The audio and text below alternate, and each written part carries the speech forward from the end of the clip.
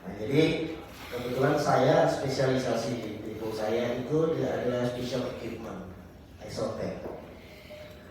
Kalau sekarang kita biasanya tuh melihat tuh kotak ya, peti kemas dry kita sebutnya. Sebenarnya peti kemas itu ada banyak, ada khusus untuk liquid ada isotech, khusus untuk pendinginan ada river, untuk barang project ada open top dan flat track. Ini masing-masing penanganannya beda. Dan trennya pun berbeda-beda Pak di Indonesia. Kalau yang dry di Jakarta itu Pulau Jawa sangat banyak mendominasi. Tetapi ketika kita bicara ke Sumatera Utara, kemudian sama Surabaya juga, itu isotech itu yang liquid untuk angkut CPO itu sudah mulai tren Pak. Oke? Ada terjadi pergeseran terhadap bisnis industri transportasi kontainer hari ini di Indonesia sejak 5 tahun yang lalu ketika industri sawit mulai booming di Indonesia. Dulu eksportir sawit kalau dia mau ekspor dia tunggu 3.000 ton panggil breakbulk baru loading. Hari ini dia bisa jual dengan 200 ton retail, dia bisa ekspor dengan isotech. Jadi itu membantu, cukup membantu. Makanya sekarang ada sekitar 60 tank operator luar negeri itu masuk ke Indonesia. Dan penanganan special equipment isotech ini sangat lebih rumit dibanding dengan driver. Karena ada gas tank, ada 19 jenis isotech. Ada liquid, ada gas, ada aftur, ada itu penanganannya. Nah, itu secara bisnis ada mulai ada pertumbuhan mengikuti iklim bisnis di Indonesia hari ini. Nah, terhadap rencana memang tadinya ingin membuat suatu kompetensi khusus kita sambut baik Pak. Kenapa? Depo ini ramai dibicarain, ramai banget Pak. Ini Tanjung Priok tuh, ramai banget karena macetnya katanya. Kan saya di SDG Pak, tentu bilangnya katanya dong ya. Harus bela asusnya sendiri dulu. Oke, ya kita memahami bahwa itu ada kemacetan dan sebagainya. Nah, kemudian kita ini Pak, satu-satunya industri yang negara nggak hadir Pak, mohon maaf. Belum begitu hadir negara di dalam industri depo ketika. Sementara depo ini, kalau kita mau urut Pak, dia nomor 2 di sektor pelabuhan. 1 pelabuhan, 2 depo. Kita lucu-lucuan saja Pak. Coba 3 jam depo di Jakarta, di Tanjung Priok nggak melayani, kira-kira kejadiannya apa di pelabuhan? Kita lucu-lucuan aja Pak, misalnya ngiseng-ngisengin. Karena kita pernah kejadian di Belawan 2016. Waktu itu kita mau minta naik tarif setelah 8 tahun nggak naik tarif, itu nggak dinaik, nggak disetujui sama OP. Kita udah kos produksi, udah susah. Akhirnya kita sepakat kita demo dulu yuk, 3 jam aja. Bener Pak. Belum total itu semua pelabuhan karena terakhir nggak ada izinnya masuk. Nah, inilah yang kita inginkan ketika hari ini. Itu sih kita nggak melihat tuh depo itu tidak disorot sebagai partner. Ya, dalam artian begini, siapa yang mau bangun depo ya bangun aja. Kita nggak tahu dia ahli apa hari ini. Kenapa? Karena hari ini depo itu hanya mengacu kepada luar negeri punya barang. Kalau dry itu double ICL, kalau isotech itu ICO. Jadi kalau yang di depo itu udah punya double ICL, sudah punya ICO, selesai. Negaranya nggak ada Pak di dalam situ. Ini yang kita miris. Kita kemarin sudah ada tuh dari BKI, dia mau sertifikasi tentang kelayakan kontainer, saya setuju. Oh bagus, supaya di Indonesia itu tidak menumpuk kontainer-kontainer yang jelek Pak ya, udah nggak ini lagi. Kita kadang miris Pak, di beberapa tempat itu ditempatkan kontainer-kontainer itu yang habis perang Pak. Bagi depo sih seneng Pak, doanya itu karena repair. Doanya terkabul, makanya repair. Tetapi setelah diterima itu nggak kelayakan. Nah di sini kita kemarin bicara sama DKI, kenapa hanya itu masuk. Nah, cuman ada terkendala di DKI adalah yang bisa mensertifikasi kontainer itu orang luar lagi. Perusahaan luar, saya tanya sama BKI, kamu udah ikut klub ini enggak supaya bisa mensertifikasi ini. Kita review Pak, coba kita lihat. Karena sekarang hari ini sertifikasi semua pelayanan kontainer itu Bureau Veritas, juga Mr. Law, semua luar punya Pak. Nggak ada kita yang di sini. Padahal kita yang didatangi pelayanan kasih hari ini. Makanya kita dari ASDQ itu kemarin ingin negara itu masuk ke dalam. Ya kita harus perbaiki ini di tempat kita. Di tempat kita, saya senang Pak. Ada nanti kompetensi atau apa ya kita senang. Jadi artinya itu secara nggak langsung kita punya SDM kita qualified. Gitu. Sekarang kan tidak. Gitu. Yang mana jago bahasa Inggris ya dia bisa ikut double ACL. Yang mana nggak bisa karena ya double ACL itu kan bahasa Inggris semua Pak. Kita serahkan gitu. Jadi sekarang kalau di depo ya kita cari karyawan atau apa kita bicaranya pengalamannya apa kelas.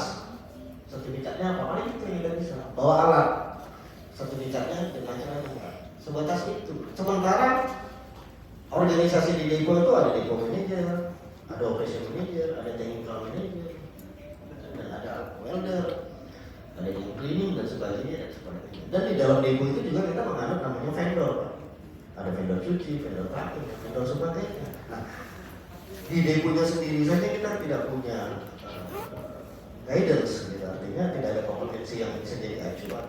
Gimana mengerti sama vendor kan lucu Pak.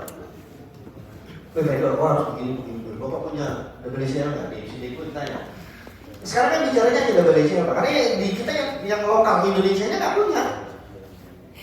Tapi kalau nanti misalnya dibuat misalnya ada standarisasi minimal depo kalau mau buka, apalagi negara bisa menghadirkan syarat buka depo ke depo kan harus ada sertifikat.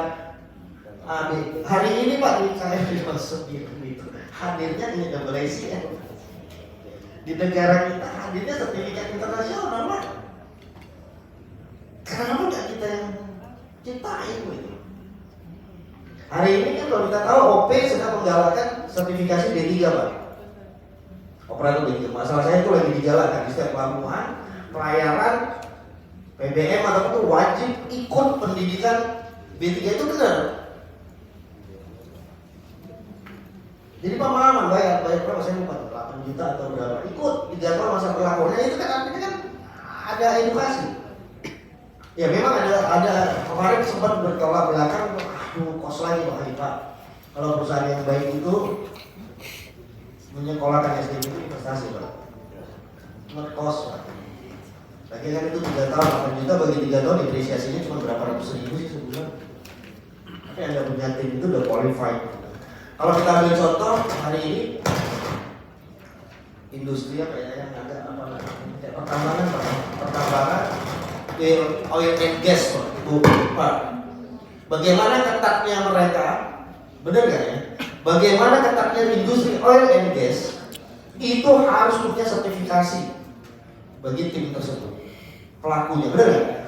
PLN mau jadi vendornya saja kalau nggak salah saya harus approve API atau dan sebagainya. Nah jadi itu harusnya sudah bisa. Kan sama-sama berbisnisnya berbasis resiko. Jadi kita hari ini lebih banyak yang menyesuaikan sendiri keselamatan lingkungan kita. Tekniknya ke double ACL, keluar negeri, kemudian mahal gitu ya. Kemudian ICO itu hampir $230 atau berapa itu cash lagi jadi online kan. Jadi kita berharap dari ASDQ itu dapatlah negara hadir dalam kompetensi tersebut sehingga kita banyak yang lokal itu kita bisa sertifikasi. Yang kedua mungkin bisa jadi juga masuk materi kuliah Pak. Kalau sekarang kan yang ininya logistik kan. Ya hari ini mungkin pengenalan tentang depo karena kan supply chain-nya kan tadi saya bilang bahwa nomor 1 pelabuhan, nomor 2 depo.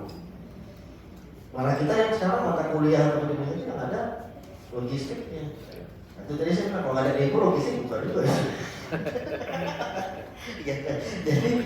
Jadi kalau di pelabuhan sudah kita punya kompetensi, di deponya sudah punya kompetensi, saya rasa itu juga menjadi hal yang menarik. Dan itu saya rasa bisa memberi kontribusi. Menyediakan fasilitas-fasilitas logistik di depo itu menjadi hal yang baik. Karena hari ini terus terang Di Kalimantan Timur kita ambil contoh itu. Dia buka depo yang penting ya sudah, aku punya risk taker, aku panggil depo manajer bayar dari Jakarta, udah ini tuh punya anak gua, selesai itu barang. Tapi dia punya knowledge team atau apa enggak ada.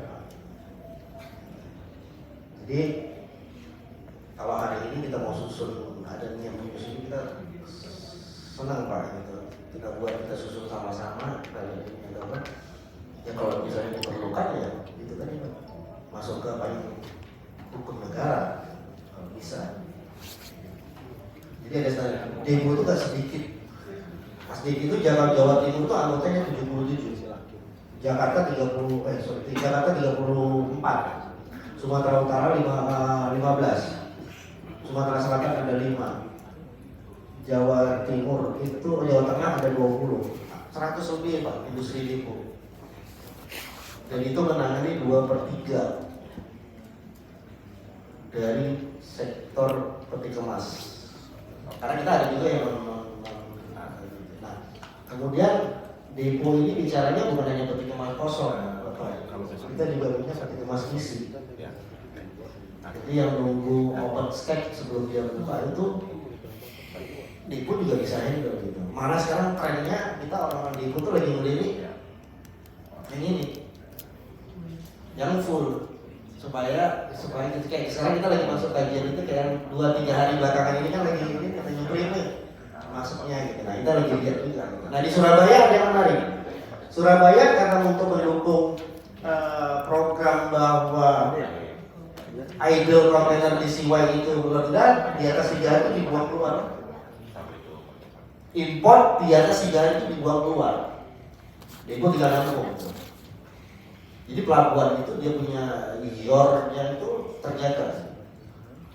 Saya belum masuk yang di Jakarta. Kalau di Surabaya itu 3 hari keluar, dia juga yang putuskan. Kalau yang belum SPPB out, taruh di depo yang sudah kerjasama dengan Bea Cukai dan Pelindo.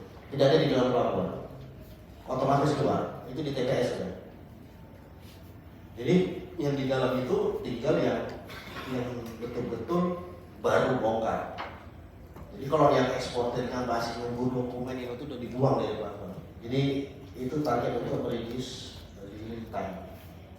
Di Belawan juga itu sudah otomatis pindah lokasi. Nah ini juga, jadi kalau kita mau bicara tentang depo hari ini itu ada 2, ada full, ada empty, ada standar kontainer, ada special equipment.